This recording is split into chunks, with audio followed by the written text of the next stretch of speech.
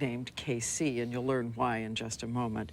We met her back when the war had started and everything, as we say, was going well. But we learned that just recently, this week, she had to muscle her crippled jet back to safety after a mission over Baghdad was almost deadly. You'll remember we first met KC, as she prefers to be called, at an airbase near the Iraqi border a little over 2 weeks ago. She told me the KC stands for Killer Chick, and as one of the few female pilots flying combat missions in Iraq, she was brimming with confidence.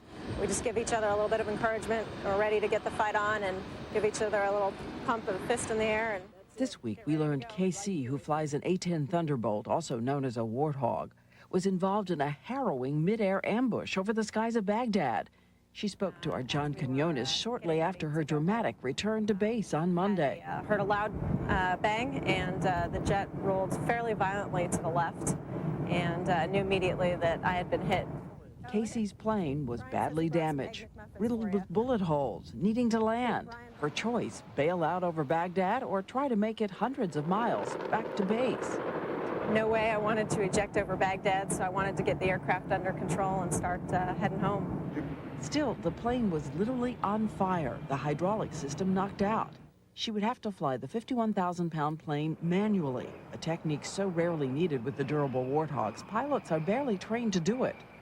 We do it once in training. We put the aircraft in manual reversion so we know what it feels like, but we never practice landing it. Yet somehow, KC managed to keep the warplane in the air for nearly an hour until finally arriving back at the airbase, where she made, according to witnesses, a nearly perfect landing. It was such a relief to feel those wheels hit the ground and just smoothly roll out like any other normal landing. And to be far away from unfriendly fire, if only briefly.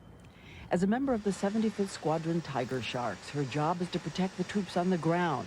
And that didn't end with Monday's heroics. Within 24 hours, KC was back up in the Hog, flying over Iraq, doing her job. Our job is to help those guys out on the ground, and when they need it, we're going to be there, even if it means taking some risks.